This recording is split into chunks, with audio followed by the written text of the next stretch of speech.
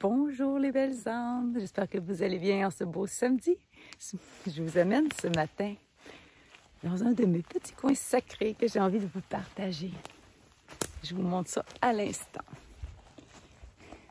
Regardez ici la belle faille de roche avec cet arbre qui pousse vraiment dans la roche.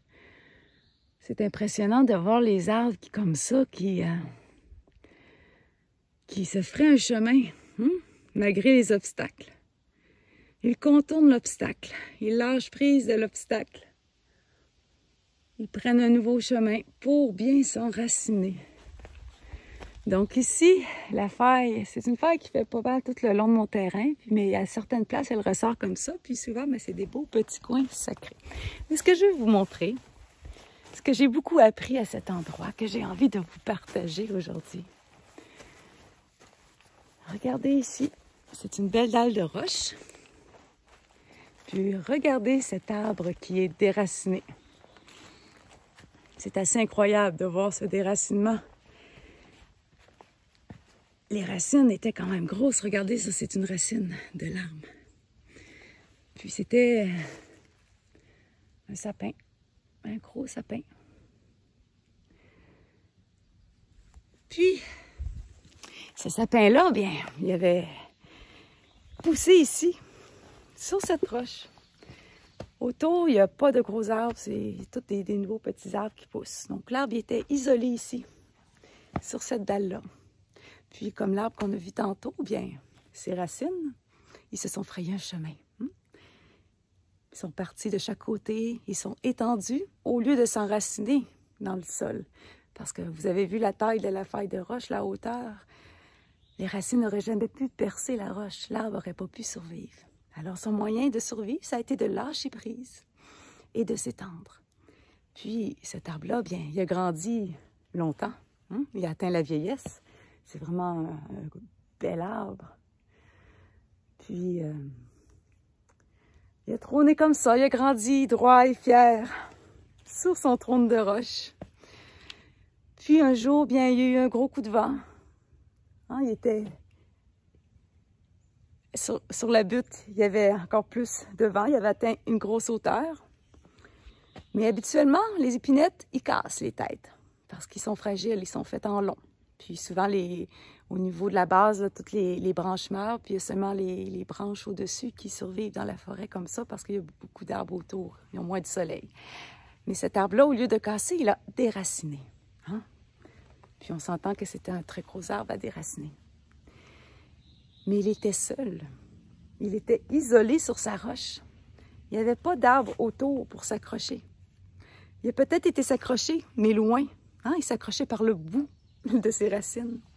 Alors, quand la tempête est arrivée, l'arbre, fragilisé dans sa vieillesse aussi, il n'a pas pu survivre. Ça m'a fait prendre conscience, moi, beaucoup. C'est pour ça que je vous en parle souvent de cette importance-là de la communauté, de se relier aux gens qui sont comme nous, aux gens avec qui on partage des valeurs, notre famille d'âme. Puis vous voyez, tous les autres arbres, bien, ils sont proches un de l'autre. Ils sont reliés par leurs racines. Ils sont solides dans le tumulte, dans la tempête. Ils s'accrochent un à l'autre pour ne pas être déracinés. Peut-être que les plus vieux, les plus grands, ils vont casser. Parce qu'ils vont avoir atteint leur maturité. Comme nous, les êtres humains. Alors, c'est ça aussi, avec tout ce qu'on vit en ce moment, le loup solitaire en moi, s'est rendu compte qu'il avait besoin d'être ancré avec d'autres gens, de s'accrocher solidement, d'être plus fort dans cette unité, de sortir de l'individualité pour vraiment avoir une force avec cette reliance, comme la forêt. Les arbres isolés vont se faire frapper plus par la foudre.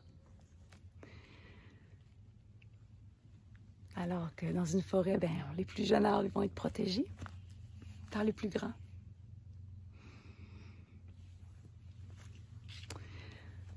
Alors,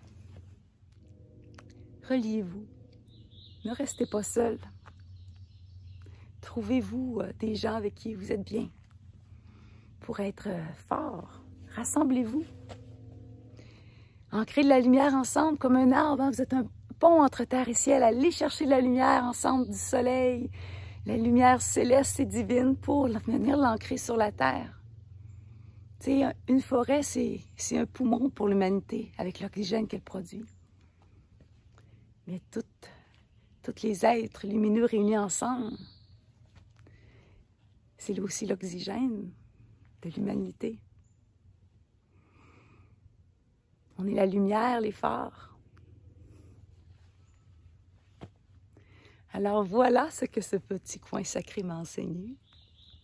Alors mes belles âmes, je vous souhaite une super belle fin de semaine, puis allez vous promener dans la nature, regardez les enseignements qu'elle a à vous offrir. Souvent, c'est vraiment le reflet de ce qu'on vit, ce qu'on va y percevoir. Je vous aime. Bisous.